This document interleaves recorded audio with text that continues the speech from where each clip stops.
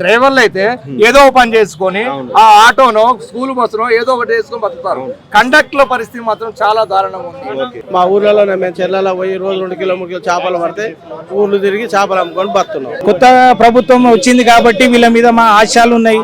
మా భార్య పిల్లలంతా అందరికి ఇచ్చి కాపాడుకుంటారని అది సంతోషంగా మేము దీవెనార్థిస్తున్నాము. వివిధ చిన్న చిన్న కారణాలు చేసిన తప్పుకు చేయని తప్పుకు కూడా కొన్ని సందర్భాల్లో తీసుకుంటాం అని చెప్పి కూడా మా కుటుంబాల్లో మట్టి కూడా పరిస్థితులు ఉన్నాయి.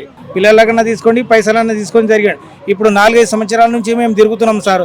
మేము గట్టిగా ఉన్నాము, ఏదైనా మాకే ఇవ్వాలి డ్యూటీ అని మేము తిరుగుతున్నాం ఇప్పటి వరకు. అంటే మీరు ఏ సమస్య గురించి వచ్చారు క్లియర్ గా చెప్పండి. అంటే ఏంటి మీ ప్రాబ్లం? నా రిమోల్ సస్పెండ్ అయ్యి కోర్టులో ఉన్నా సార్. నేను ఇప్పుడు డ్రైవర్ సార్ నేను.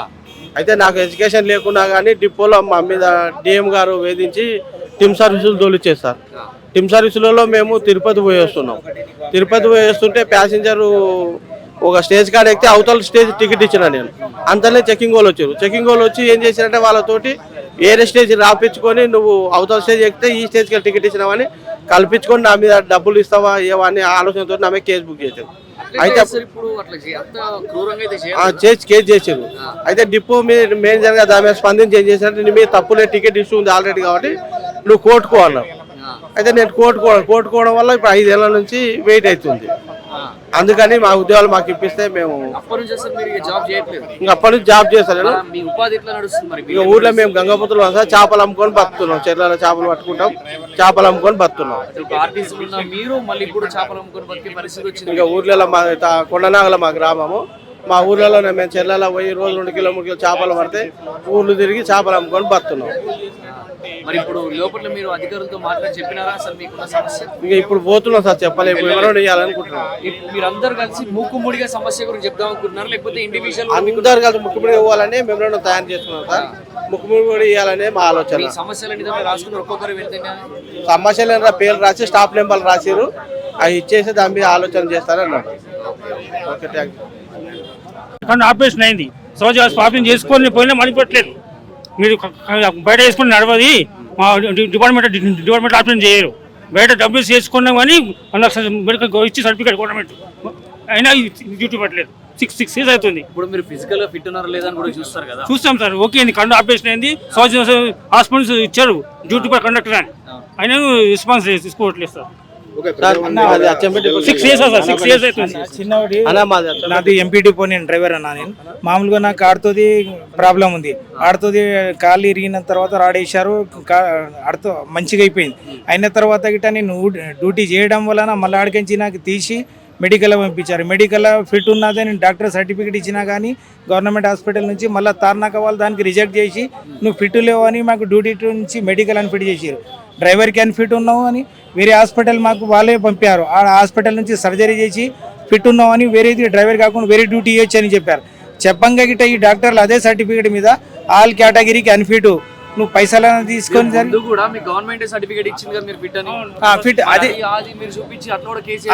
అది చూపెట్టినా కానీ ఫిట్ అయిన తర్వాత బాబు ఒకసారి అయిపోయింది డిపో గోండి మీకు డ్యూటీ ఇస్తారు, ఆడికి పోయిన తర్వాత మీకు ఇట్లా ఇచ్చిర్రు, పిల్లలకన్నా తీసుకోండి పైసలన్నా తీసుకొని జరిగాడు.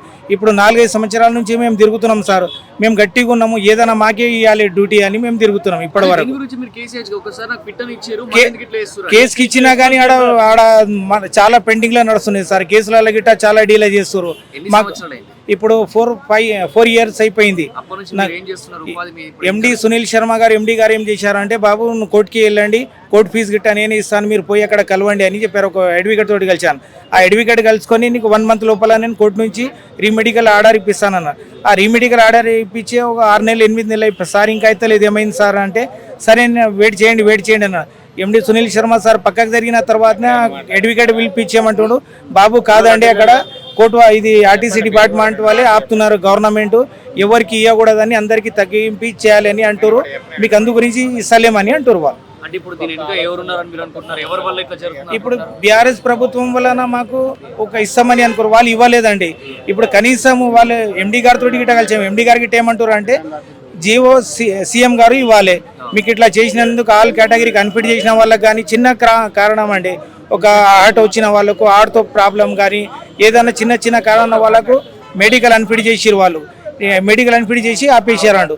మేము ఫిట్ ఉన్నాం, మాకు టెస్ట్ చేపియండి, మెడికల్ మళ్ళీ రీమెడికల్ చేపించి మాకు గట్టిగా ఉంటేనే ఇవ్వండి అని ఇంతకి వరకు గిట్ట మేము తిరిగి అప్లికేషన్ డిఎం నుంచి డిఎం ఆర్ఎం ఈడీ ఎండి వరకు తిరిగి మినిస్టర్ల వరకు గిట్ట ఈ బీఆర్ఎస్ ప్రభుత్వంలో మేము చల్లగొట్టాం సార్. ఇప్పుడు ఎన్ని సంవత్సరాల నుంచి మీరు ఏం పని చేస్తున్నారు అసలు? ఏం తిరగడం, కార్ డ్రైవింగ్ మీద టెంపరవరీగా అక్కడిక్కడ పోవడం జరుగుతున్నది. మాకు రేషన్ కార్డులు లేవు, ఏం లేదు. మా ఇండ్లు అమ్ముడు పోయినాయి, పిల్లల చదువులు అన్నీ వేస్ట్ అయిపోయినాయి. ఇక్కడ ఏది తినడానికి మాకు తినే అది లేదండి. ఇంత ఇది గౌరవం జరిగింది. మాలాగే చాలా మంది ఇటే ఉన్నాయండి. డిపో మీది? మాది ఎంపీ డిపో అండి. ఇప్పుడు ఈ కొత్త ప్రభుత్వం వచ్చింది కాబట్టి వీళ్ళ మీద మా ఆశలు ఉన్నాయి. మా భార్య పిల్లలంతా అందరికి ఇచ్చి కాపాడుకుంటారని అది సంతోషంగా మేము దీవెనార్థిస్తున్నాము.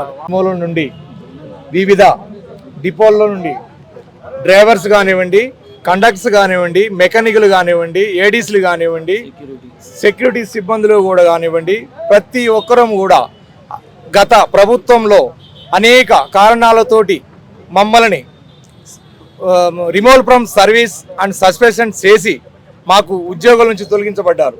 కాబట్టి ఇప్పుడు గౌరవనీయులు మన ముఖ్యమంత్రి వర్యులు రేవంత్ రెడ్డి గారు మా యొక్క సమస్యల్ని అర్థం చేసుకొని మా removals from services and suspension ఎత్తేసి మమ్మల్ని విధిలో తీసుకోవాలని గౌరవ ముఖ్యమంత్రి గారికి మేమందరం కూడా మనస్ఫూర్తిగా మేము వేడుకుంటున్నాము. అట్లాగే కోర్టులో కూడా కొన్ని కేసులు పెండింగ్లో ఉన్నాయి.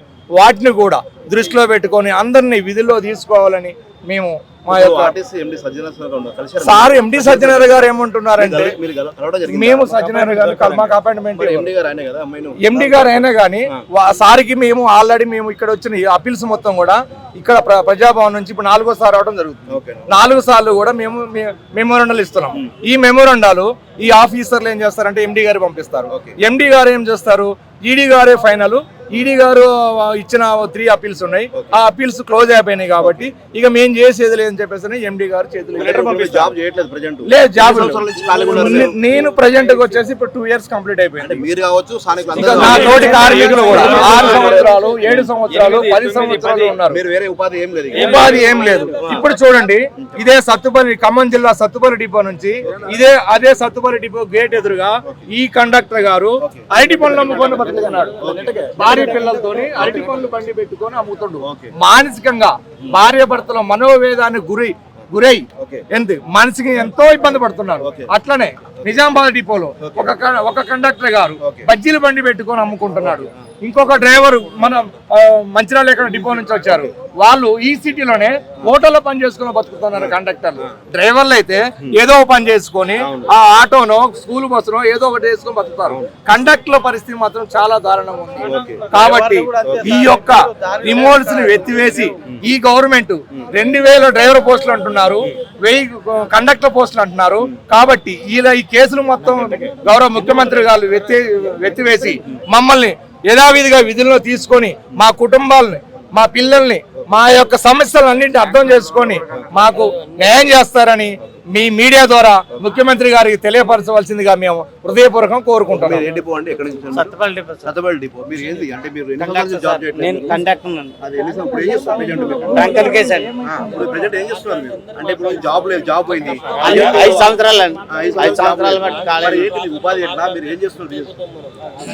రోడ్డు మీద ఇన్ని గేట్లు అట్టకాయలు అమ్ముకుంటూ బతుకుతుంది సార్. అన్నట్టు ఒక అట్టకాయలు బండి అమ్ముకొని బతుకుతున్నాం. అవును సార్.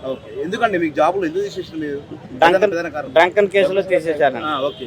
ఎన్ని రోజుల నుంచి ఇప్పుడు ఈ సమస్య ఎన్ని సంవత్సరాల నుంచి నడుస్తుంది? 5 సంవత్సరాలు అవుతుంది. 5 సంవత్సరాలు నడుస్తుంది. ఓకే. 5 సంవత్సరాలు బట్టి ఖాళీనే ఉంటున్నానండి. ఉద్యోగం లేక నాన్న అవస్థలు పడుకుంటా ఇన్ గేట్లో నేను అక్కడ ఉద్యోగం చేసినటువంటి ఆ డిపోలోనే అరటికాయలు అమ్ముకుంటా పోతున్నాను సార్. వివిధ కారణాల చేత సస్పెన్షన్స్ రిమూవ్స్ అయిన వాళ్ళు మొత్తం కూడా దాదాపు 1500 మంది ఉన్నారు.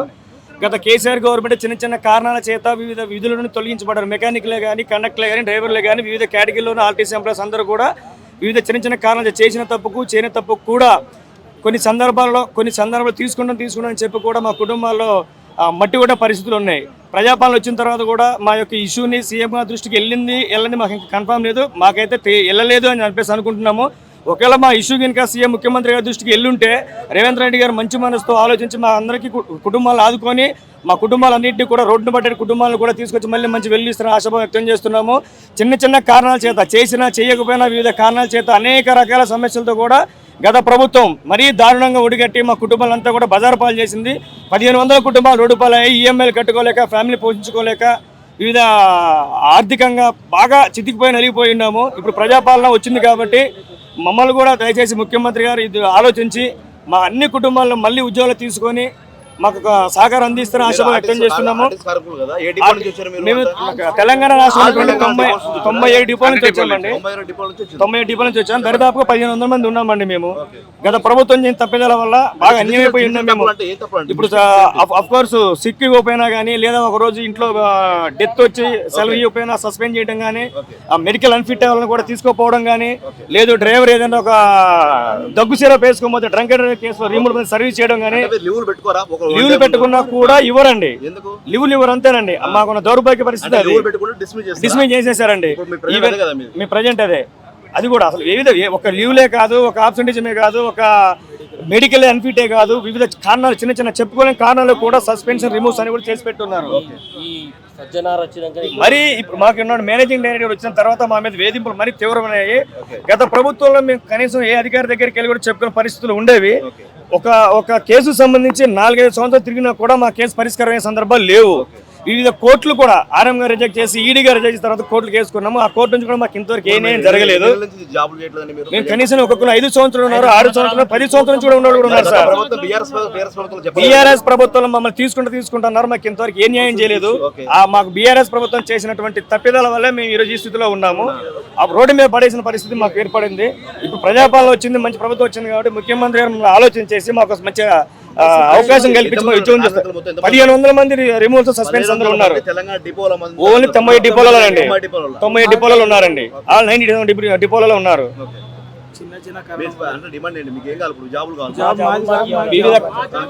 వివిధ కారణాల చేత గత ప్రభుత్వం తొలగించబడిన 1500 మంది కుటుంబాలను మళ్ళీ రోడ్డు మీద పడ్డటువంటి ఎవరైతే ఆర్టీసీ ఎంప్లాయీస్ ఉన్నారో వాళ్ళందరూ కూడా తిరిగి ఉద్యోగాలు తీసుకొని ఇప్పుడు కొత్తగా రిక్రూట్మెంట్ చేస్తా అంటున్నారు. ఆ రిక్రూట్మెంట్ కూడా కొంచెం పక్కన పెట్టేసి మేము ఏదైతే 1500 మంది డ్రైవర్, కండక్టర్లు, మెకానిక్స్ వీళ్ళు ఎవరైతే ఉన్నారో వాళ్ళతో ఫిల్ చేసి మాకు కూడా మంచి న్యాయం కలిగించి మా కుటుంబాలను ఆదుకోవాలని చెప్పేసి సీఎం గారి దృష్టికి తీసుకెళ్తున్నాం. దయచేసి మమ్మల్ని మా యొక్క సమస్యని సార్ దృష్టికి వెళ్ళేది అనుకుంటున్నాం. సార్ దృష్టికి తీసుకెళ్ళగలిగితే మా గురించి ఆలోచించేసి మాకు న్యాయం చేస్తామని ఆలోచిస్తున్నాం. కండక్టర్లు, డ్రైవర్లు, మెకానిక్లు, ఇంకా ఏడీసీలు, సెక్యూరిటీలు, అన్ని కేటగిరీలో ఉన్నాం సార్. డిపోకి సంబంధించి వివిధ కేటగిరీలు, అన్ని కేటగిరీలు ఉన్న వాళ్ళు ఉన్నాం సార్ ప్రజెంట్ గా. మేము వచ్చినాం సార్, ఇక్కడికి వచ్చినాం సార్. సెక్రటరీకి కలిసి మా ట్రాన్స్పోర్ట్ మినిస్టర్ గారిని కలిసినాం సార్. ఇంకా పొంగులేటి శ్రీనివాస్ రెడ్డి గారిని కూడా కలిసాం సార్. మంత్రులకు కలిసేసి మాకు మెమరాండం ఇచ్చుకుంటున్నాం సార్. దయచేసి మమ్మల్ని తిరిగి ఉద్యోగం తీసుకోండి. లోపల మన చిన్నారెడ్డి గారు కలిసాం సార్. కలిసాము. ఇప్పుడు కూడా లోపల ఉన్నారని తెలిసింది. వెళ్ళి సార్కి మెమరాండం ఇస్తాము. సార్ కూడా కొంచెం మా గురించి ఆలోచించారని చెప్పేసి ఉన్నాము. మాకు దృష్టి మంత్రి గారి ద్వారా కానీ, చిన్నారెడ్డి గారు కానీ, మీడియా మిత్రులు మీ ద్వారా కానీ ముఖ్యమంత్రి గారి దృష్టి తీసుకెళ్లి మా కుటుంబాలన్నింటినీ ఆదుకోవాలని చెప్పేసి తెలియజేసుకుంటున్నాం.